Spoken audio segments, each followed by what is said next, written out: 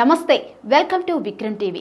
YCP పార్టీకి రాజీనామా చేస్తున్న కీలక నేతలు రానున్న రోజుల్లో జనసేన పార్టీకి బలం పెరగనుందా అనే విశేషాలు ఈ వీడియోలో చూసేద్దాం. ఇక రీసెంట్ గా జరిగిన సార్వత్రిక ఎన్నికల్లో వైసీపీ పార్టీ ఘోరంగా ఓటమి పాలైంది. ఇక ఎన్నికల ఫలితాల తరువాత ఆ పార్టీలోని చాలా మంది కీలక నేతలు ఒక్కొక్కరుగా ఆ పార్టీకి రాజీనామా చేసి టీడీపీ పార్టీలో జాయిన్ అవుతున్నారు. ఇక ఈ వలసలకు బ్రేక్ వేసేందుకు వైసీపీ అధినేత జగన్ ఎన్ని ప్రయత్నాలు చేస్తున్నా అవేమీ ఫలించడం లేదు. ఇక ఇప్పుడు జగన్ జనంలోకి వస్తూనే అధికార పార్టీ నాయకులపైన విమర్శలు చేస్తూ తన పార్టీ నాయకుల్లో ఉత్సాహాన్ని పెంచే ప్రయత్నం చేస్తున్నారు. ఇక ఈ వ్యవహారాలు ఇలా ఉండగానే పార్టీలో రాజీనామాల పరంపర కొనసాగుతుంది. గుంటూరు నగర వైసీపీ అధ్యక్షుడు మాజీ ఎమ్మెల్యే మద్దాలగిరి ఇప్పటికే వైసీపీకి రాజీనామా చేశారు. ఇక మరో కీలక నేత వైసీపీకి రాజీనామా చేసే ఆలోచనలో ఉన్నారు. గుంటూరు జిల్లాలో కీలక నేతలంతా ఒక్కొక్కరుగా వైసీపీకి రాజీనామా చేసేందుకు సిద్ధమవుతున్నారు. ఇక గతంలో జరిగిన ఎన్నికల్లో గుంటూరు జిల్లాలో 15 స్థానాల్లో గెలిచిన వైసీపీ పార్టీ ఇటీవల జరిగిన ఎన్నికల్లో ఒక స్థానాన్ని కూడా గెలుచుకోలేకపోయింది.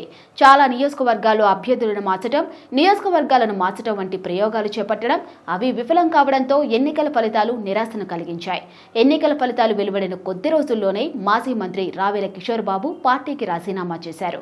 ఇక 2019 ఎన్నికల్లో టీడీపీ నుంచి గుంటూరు పశ్చిమ ఎమ్మెల్యేగా గెలిచిన మద్దాలగిరి తర్వాత వైసీపీకి దూరమయ్యారు. మొన్నటి ఎన్నికల్లో మాజీ మంత్రి విడుదల రజనీ కోసం తన సీటు త్యాగం చేసిన మద్దాలగిరి తాజాగా వైసీపీకి రాజీనామా చేశారు.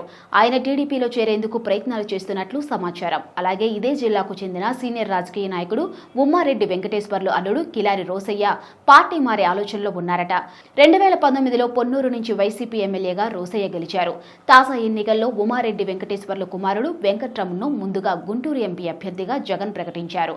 ఆ తర్వాత రోసయ్యను గుంటూరు ఎంపీ అభ్యర్థిగా పోటీకి దించారు. ఈ ఎన్నికల్లో రోసయ్య ఓటమి చెందారు. ఈ నేపథ్యంలోనే ఆయన వైసీపీకి రాజీనామా చేసేందుకు సిద్ధమైనట్లు సమాచారం అందుతుంది.